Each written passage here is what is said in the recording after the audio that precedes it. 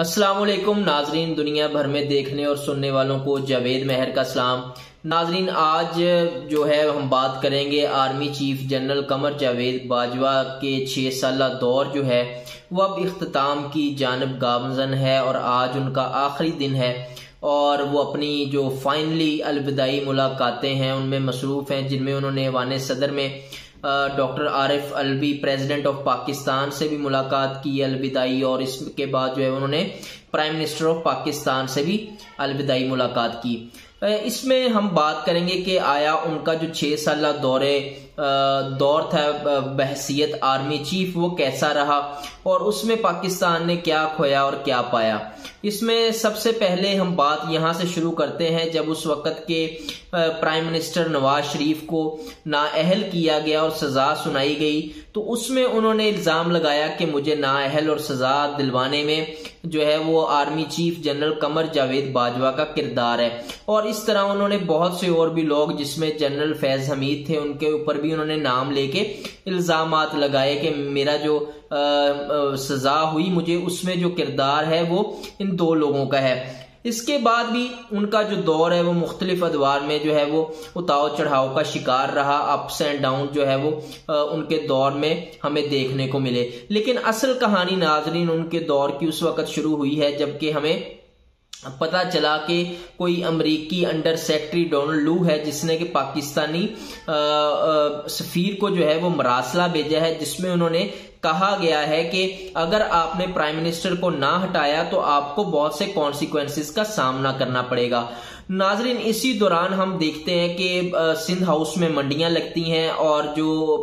हुकूमती बेंचों के लोग हैं वो आनन फानन उठ के जाके जो अपोजिशन है वहां की उसमें शामिल हो जाते हैं और लोगों को खरीदा जाता है और इस तरीके से रजीम चेंज ऑपरेशन का आगाज होता है। और रजीम चेंज का आगाज इस सूरत में होता है कि इसी दौरान जो है वो तहरीक के अदम एतमाद जो है वो टेबल कर दी जाती है और 10 अप्रैल को नाजरीन इमरान खान साहब के खिलाफ जो है वो तहरीक के अदम एतमाद के ऊपर वोटिंग होती है, जिसके नतीजा में इमरान खान साहब की हुकूमत को खत्म कर दिया जाता है। कौम ने यह भी देखा कि जिस तरह से लोगों के जमीर की बोलियां लगी और जिस तरह से लोगों को खरीदा गया और सारा जो ऑपरेशन है इसको मॉनिटर किया गया और बाकायदा तौर पे इसको मंतकी अंजाम तक पहुंचाया गया। लेकिन हुआ क्या? हुआ ये कि नाजरीन अब जो है वो हमें देखने को मिला कि वही लोग जिनके बारे में हमें ये बताया जाता रहा, हमें ये समझाया जाता रहा, हमें ये कहा जाता रहा कि ये चोर हैं, डाकू हैं, या आपके मुल्क के जो है वो बेच के खा जाएंगे, लेकिन नाजरीन हमें ये देखने को मिलता है कि फिर वही लोगों को मुसल्लत कर दिया गया जो कि प्राइम मिनिस्टर के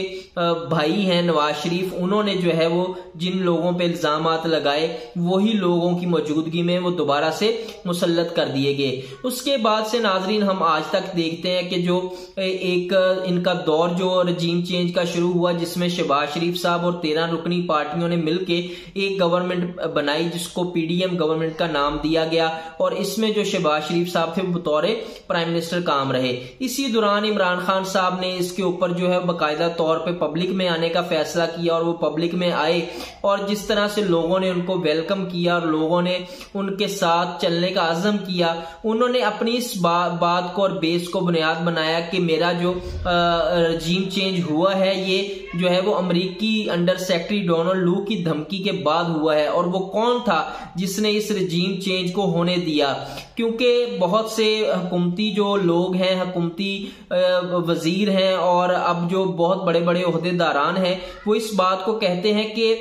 जब तक जो है वो एस्टेब्लिशमेंट आपके साथ ना हो तब तक जो है वो तहरीक अदम एतमाद किसी भी वजीर आजम के खिलाफ कामयाब नहीं हो सकती। ये मैं नहीं कह रहा, ये बहुत से उनके ऐसे वजीर हैं जिसमें शहाद खान अब्बासी भी हैं, उन्होंने ये बातें की हुई हैं कि जनाब तब तक आपकी अदम एतमाद की तहरीक जो है वो कामयाब नहीं हो सकती जब तक जो है वो एस्टेब्लिशमेंट आपके साथ ना हो। तो ये इसी दौरानिया में जो है वो फिर हुआ ये कि इनके मुसल्लत होने के बाद से पाकिस्तान में जिस तरह से आईनी तौर पे शहरियों के हकूक को सलब तलब किया गया और जिस तरह से सहाफियों को जो है वो उनकी जुबान बंदी की कोशिश की गई, सहाफियों के ऊपर बाकायदा तौर पे ऑपरेशन शुरू किया गया, जो स्पेशली रजीम चेंज के खिलाफ आवाज उठा रहे थे, उन्हीं लोगों को गैर कानूनी तौर पे उठाया गया, उन्हीं लोगों पे तशद्दुद किया गया, उन्हीं लोगों को बेजा हिरासत में रखा गया। और इसमें पाकिस्तान को जो सबसे बड़ा नुकसान हुआ वो हुआ अरशद शरीफ जैसा काबिल सहाफी, जो कि इसी रजीम चेंज ऑपरेशन की नजर हो गया, क्योंकि अगर ये मुल्क में रजीम चेंज ना होता तो शायद नौबत यहां तक ना पहुंचती। मंतकी अंजाम तक पहुंचाने के लिए जो काम हो चुका था उसको लोगों को कबूल करवाने के लिए कि लोग इसको मान लें, लोग इसको खामोशी से कबूल कर लें, इस पे सवालात ना उठाएं, तो नाजरीन ये जो इस तरह की कार्रवाइयों का आगाज होता है। और इसमें हमने एक चीज और भी बड़ी अहम देखनी है कि ये वही लोग हैं जिनके खिलाफ पाकिस्तानी कौम ने करप्शन के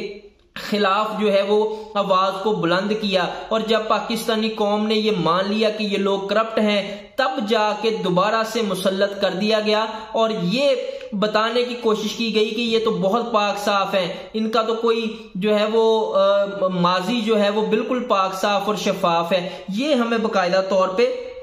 बताने की कोशिश की गई। जब तक हमारे मुल्क में कुछ ताकतवर लोग मौजूद हैं और जिनका मुल्क में अहम किरदार है, जो इन सारी चीजों को रोक सकते थे, रजीम चेंज को रोक सकते थे, उन्होंने खामोशी को इख्तियार किए रखा, जो कि मायनी खेज है। और अब जब army chief general Qamar Javed Bajwa ने अपना आखिरी खिताब किया तो उसमें उन्होंने कहा कि पाकिस्तान जो है वो संगीन मुआशी हालात का शिकार है। तो ये सब कुछ उसी 6-7 माह में हुआ जब रजीम चेंज ऑपरेशन के बाद से मुईशत मुसलसल जो है वो तबाही की तरफ जाती हुई हमें दिखाई दी। और ये वही दौर था जिसमें पाकिस्तान के पॉपुलर लीडर और साबिक प्राइम मिनिस्टर इमरान खान साहब के ऊपर कातलाना हमला हुआ, और वो इसमें बहुत से मर्तबा जो है वो शकूक व शुबहात और अपनी बात में बता चुके हैं कि जनाब मेरे ऊपर कातलाना हमला हो सकता है, लेकिन हमारे मुल्क के जो अदारे हैं, हमारे मुल्क के जो सिक्योरिटी के बड़े बड़े अदारे हैं, वो मुकम्मल तौर पर लाइलम रहे, मुकम्मल तौर पर उन्होंने सिक्योरिटी खान साहब को जो फराहम करनी थी वो क्या फराहम कर सके। सवाल तो ये पैदा होता है क्योंकि उनके ऊपर एक बकायदा अटेम्प्ट के साथ कातलाना हमला किया गया। और इसी दौरान आप देखें कि हुआ क्या, ये उसी दौर में हुआ है जब बहसीयत army chief general Qamar Javed Bajwa ने अपना 6 साला दौरे इक़्तिदार कंप्लीट किया, और उसमें जो है ये सारी चीजें जो हैं वो हालात जो है वो इसी तरफ गए कि पाकिस्तान जो है वो मुआशी तौर पे भी, सियासी तौर पे भी, और नीचे से नीचे जाता गया। अगर ये तमाम लोग जो कि ताकतवर लोग हैं, जो कि इस मुल्क में बड़ा अहम किरदार अदा करते हैं, वो चाहते तो तमाम लोगों को टेबल पे ला सकते थे, इस अमल को जो है वो खत्म कर सकते थे, पाकिस्तानी जो कौम का नुकसान हुआ वो नहीं हो सकता था। लेकिन इनकी खामोशी मायने खेज जो है वो एक सवाल पैदा करती है कि आप किस तरह जब पाकिस्तानी कौम के ऊपर इन लोगों को मुसल्लत हो रहे थे, इनको कैसे मुसल्लत होने दिया। इसी दौरान IMF ने जो है वो अब अगली किस्त जारी करने से भी इनकार कर दिया है, और इसमें उन्होंने जो पाकिस्तानी हुकूमत है उससे बाकायदा तौर पे कहा है कि जनाब आपने अपने अहदाफ को हासिल नहीं किया, आपने जो हमारे साथ शराइत तय की थी उनको पूरा नहीं किया, तो आप पहले उनकी मुकम्मल रिपोर्ट हमें दें, उसके बाद जो है वो हम मजीद पेशरफ्त या इसके ऊपर अगली किस्त को जारी करेंगे। ये सारा कुछ इसी दौरे इक़्तिदार में हुआ, और पाकिस्तान की मुईशत जिस तरह से नीचे गई, 6% GDP था जो कि अब -0% तक जाने की तवक्का जाहिर की जा रही है। और अगर ये सारा कुछ ना होता, ये रजीम चेंज ना होता, जो कि मैं समझता हूं कौम को इस दहाने तक ले गया कि आगे डिफॉल्ट का खतरा खड़ा है आगे, तो यही लोग, यही आर्मी चीफ अगर चाहते तो मुल्क में जो